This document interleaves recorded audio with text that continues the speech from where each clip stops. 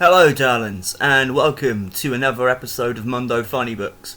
I am still recovering from my vaccination, so I'm not quite up for doing the usual live shenanigans, but I thought I'd bring you a little bonus episode as I make my way back to full recovery.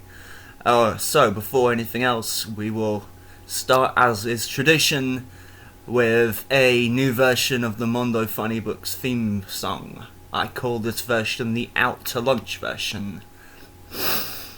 Well, go ahead and make a cup of tea while I regale ye with tales of musty funny books and tat. I think we all know about that. You go searching for some meta barons, you come back with a bloody green lantern. I mean, it's hardly Harriman's crazy cat. No, it's hardly Harriman's crazy cat. So yeah, that's the Out to Lunch version. Because I've been listening to a lot of Lydia Lunch in the last week. Don't know how helpful that is to the basic mental well-being, but nonetheless, it's what I've been doing. Now, I ain't doing a full show, but what I have done, well, let's all blend it together. Okay, so, again, as is traditional, and for the Americans who will probably be watching this in about an hour or so, maybe a bit less, we bring out the corporate sponsorship hat. Here is the Spangly hat. The reason we have the Spangly hat on is because we have quite a nice sponsor this week. This week's sponsors are the lovely people in Camden on Inverness Street, known as Mega City Comics. There are two reasons why they are the sponsors this week. I should leave the bag up. I imagine you would be able to ascertain the details required to find this fine establishment via the internet with the name Mega City Comics in front of you and this fine bit of shaky cane artwork. Two reasons.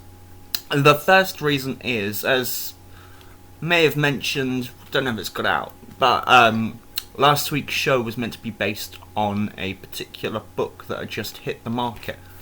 I don't like to be excessively negative on this show, so I simply didn't enjoy that book very much. So I got hold of them and said, look, can I trade this in for something else? It's not for me.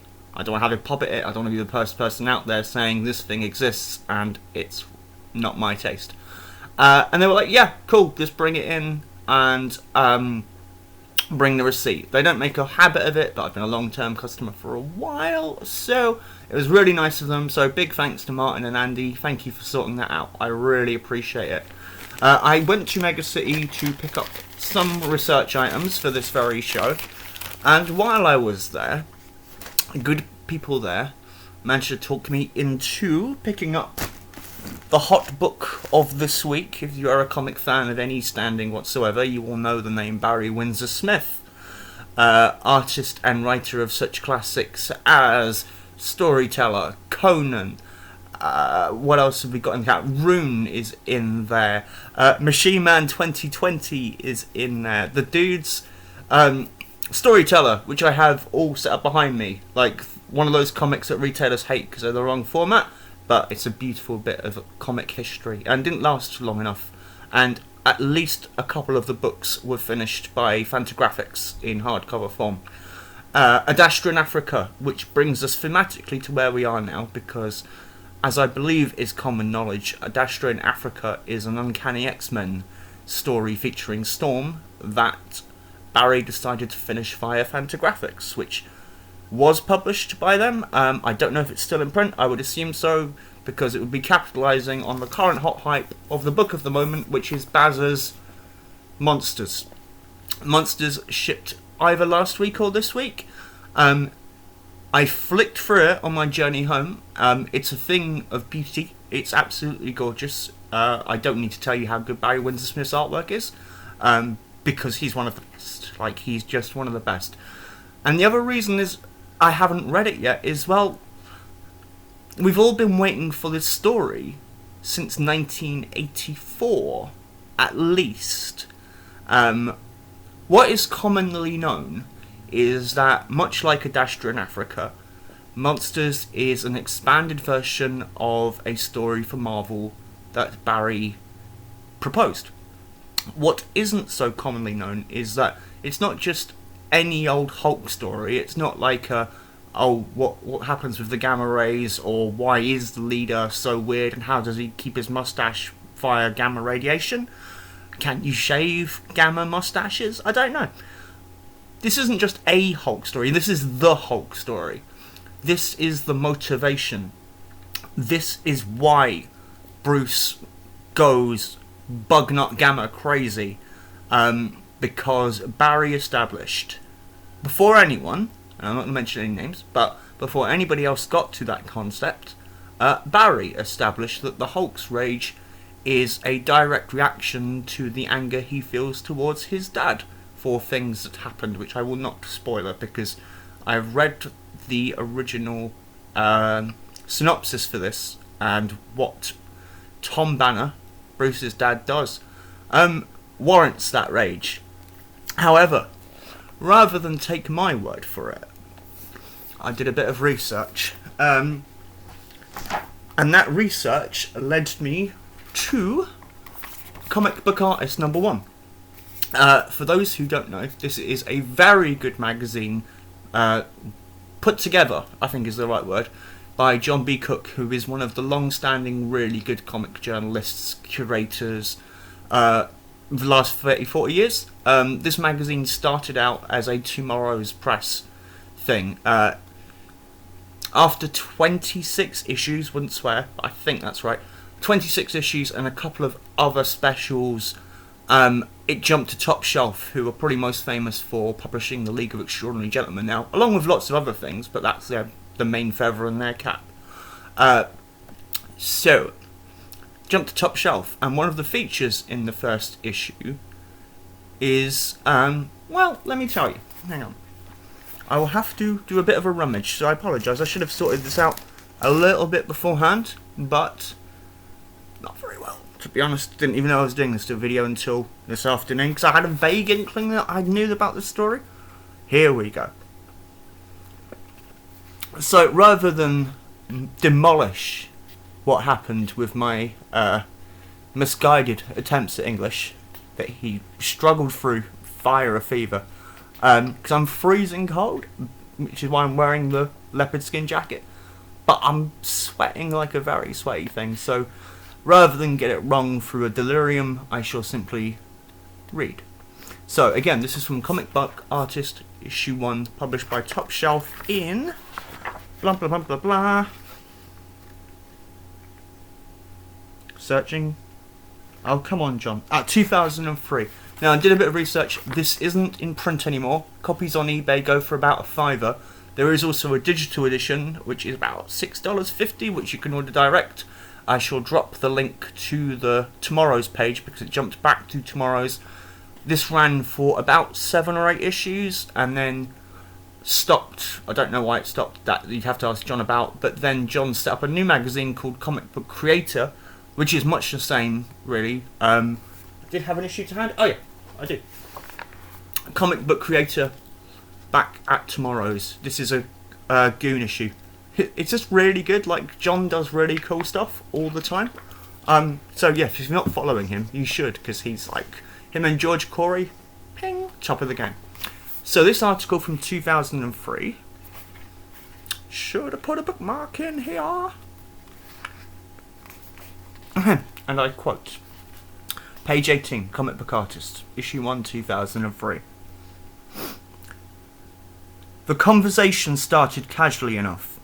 During an online correspondence with Alex Biley, studio assistant to the eminent comic book creator Barry Windsor Smith, whilst requesting information on the upcoming Young Gods book, this editor made an offhand reference about the use of parental abuse as a major theme in Ang Lee's Hulk movie, which to us sounded strikingly familiar to a proposed story the artist and writer had pitched to Marvel in the 1980s, about which Barry Windsor Smith had mentioned to Comic Book Artist a few years ago. Would Comic Book Artist like the exclusive story behind Thanksgiving and what transpired with Marvel? And in quick measure, A copy of Barry Windsor Smith's original 1984 proposal, along with pages and pages of original art, arrived, and questions and answers were quickly exchanged via email. Now, I'm not going to go through the whole thing, because this is about 6 or 7 pages long. It does feature lots of artwork. So what I'm just going to do is read out the first question and answer, and then something special afterwards. Comic book artist, which I assume is John. How did the Hulk story Thanksgiving come to you, and what did you hope to accomplish? Barry. I have to be very brief about this, as a thorough answer would run the full length of your magazine. It's a 1, 2, 3 voila thing. 1. In the mid-80s, a new crop of Marvel pencilers turned the pleasant simplicity of Lee and Kirby's heroic action principle into an ugly violence principle. 2. I wrote an extremely lengthy, and unfinished to this date, that was in 2003, I don't know if he's finished it now, thesis about American superhero comics' descent into vulgarism due to the new penciler's seemingly complete lack of perspective and or historical knowledge of the American superhero comic book. This may sound tedious, trite, and decidedly old news, but in 1984 I felt I was the only observer half awake enough to see what was happening. And 3, the voila bit relates solely to my desire to bring a unconsidered significance to Lee and Kirby's characters. That in itself was prompted by the graceless interpretation of those characters at the hands of the newer artists and writers, and probably editors too. Not to say that Hulk by Kirby had depth beyond a metaphor or two, but whatever weight it did have was being utterly lost to the portrayal of excessive violence for its own sake, which is no sake whatsoever. So I went beyond Hulk's pseudo-science Lee Kirby origin. It's one thing to say that he gets big when aroused, if you get my drift, but why the rage? That's what I wanted to address. It was a direct result of his physical abuse during childhood, and the murder of his mother at the hands of his father. So that's the beginning of what Barry had in mind.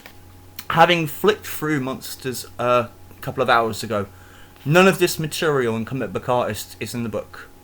The book is solely the story of Monsters. So, what I'll do is show you the, I'm not going to go through the whole thing, but there's some comparison artwork from where Barry suggests, I cannot highlight that enough, that his proposal was seen in the Marvel offices, and I'm not sure how well the camera's picking it up, but you can see some of Barry's artwork there, and then some of the stuff that actually made it into the Hulk comic that was neither written nor drawn by Barry, but the change of Bruce's origin and the addition of Bruce's rage towards his dad is definitely a key component of the Hulk now. And one of the things that Barry talks about in this is the fact that Ang Lee uses it in the movie. So, I haven't seen anybody else do this, but I think it is worth documenting. So what is also reprinted in this issue is Barry's original proposal. So I have the plot here. So this is it. This is the original proposal that Barry Windsor Smith gave to Marvel, which then was rejected, but looks like it has been incorporated by lesser talents, he said as diplomatically as he could, into the Hulk's pantheon. This is it. Again, if you want to read this for yourself, Comic Book Artist #1 by Top Shelf 2003. Link will be in the description after the... it'll be there whenever. I mean, it'll be there the whole time when you're watching it, because I'll have put that in after I'm reading. Slick as fuck. The Hulk, a special story. Barry Windsor Smith, July the 4th, 1984. Basic content of story. Plot centers around Bruce Banner's childhood. The Hulk relives a particularly harrowing day in his past. This is the story of Banner's working-class middle American childhood, in a mannered fantasy, Twilight Zone tradition. The Hulk, when entering an abandoned house in refuge from a pressing military attack, relives the last days in his childhood home. Thanksgiving Day 1950 was a day his father, Tom Banner, a recent and embittered World War II veteran, turned on his family for the final irrevocable time. Employing a battered and disconsolate childhood as a springboard for the modern-day Bruce Banner's antisocial, violent attitudes, the story explores the damage caused by mismatched parenthood and the effects of the Second World War on the heart and mind of the veteran Tom Banner.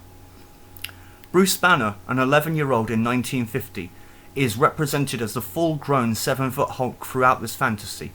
The story is called Thanksgiving and details the tensions the Banner household suffers when it becomes apparent that the family dinner, planned with 8 relatives in mind, falls apart as one by one brothers, sisters and in-laws cancel the visit with feeble excuses. The truth is that Tom Banner has simply alienated his family with his explosive and argumentative temper. During the solemn dinner, with only Tom, wife Janet and son Bobby, Bruce, present at the lavish setting, Tom gets inebriated. Janet's brother Phil and his French wife Nicolette turn up suddenly. They never cancelled, Tom forgot about them, although Janet didn't, and they unfortunately become the targets for Tom's drunken, paranoid hostility. Phil was a correspondent in the war and did no fighting. Tom hates him for that and hates him simply because he's Janet's brother. And Nicolette is French. Phil married her in France and brought her back to the US. And that's all that she has to be. For the eyes of Tom Banner, she must be a slut who fraternised with the Germans. This domestic madness reaches an awful climax when Tom goes for his service revolver. Shots are fired and the police arrive. The final argument and shooting take place off camera as we are watching the Hulk confined to his room, as was the child he is representing, wailing in agony of the lived and relived experience as the past dissolves into the present and the sound of gunfire becomes real. The army close in on the abandoned house that the Hulk is occupying. Throughout the entire story, the Hulk is a meek background character despite his 7-foot green bulk, who cowers in corners and sits pathetic and awkward at the dinner table. He is a mark for both parents as tensions mount. He is either glowered at, railed at, or in several instances struck by his aggravated parents. It is of considerable importance to point out that this somewhat extraordinary story requires the use of what the comic book publishing world might consider profanity. The terms I need to use in the script, all spouting from the paranoid and drunken Tom Banner, are actually mild when parallel to other, perhaps more sophisticated media such as film, print and at this date television. To cut to the quick, I need to employ the following terms: damn, goddamn, bitch, hell, as in like hell you will, and slut. These are comparatively mild terms. In my opinion, I have edited it down from stronger and more believable coinage. The upshot is that for this story to have impact, it must be published in the standard format of The Incredible Hulk, and without any special fanfare. I brought down what could have been a 30-odd page story to 22 for this very reason. Approval within Marvel, and to the satisfaction of the Comic Code Authority, is paramount, and I'm prepared to offer any raison d'etre if it isn't apparent. The story is about parent abuse and childhood trauma, which is an important issue. I believe that by sliding this topic into a regular comic book involving an established Marvel Comics character, a greater, more significant understanding of the idea can be achieved. This as opposed to, I feel inclined to suggest, that Spider-Man drugs issue of a decade ago, that due to their pre-publicity and etc. were ultimately regarded as hype for a medium that needed attention and was asking for recognition as a relevant form of art. And there's a second bit from Barry's website here, which I think is equally relevant. The Monster, the major graphic story by Barry Windsor Smith, is a work in progress. The groundbreaking novel explores the disastrous effect of a Nazi program of genetic engineering discovered at the close of World War II upon 2 American families. Told through intimate naturalistic dialogue and drawings, the tale of this cascading legacy of profound evil blazes new trails in revealing the capacity of comics to be a powerful storytelling medium. The Monster is being created as a black and white book of nearly 300 pages, a monumental narrative that is meant to be a compelling first read, subsequently revealing layer upon layer of nuance each time it is revisited. The completion date for this project, slated to be published by DC through their Vertigo imprint, holy moly, that tells you how hard that is, is not yet known. So yeah, I thought that was an important bit of companion information to this book, which nobody else seems to have mentioned.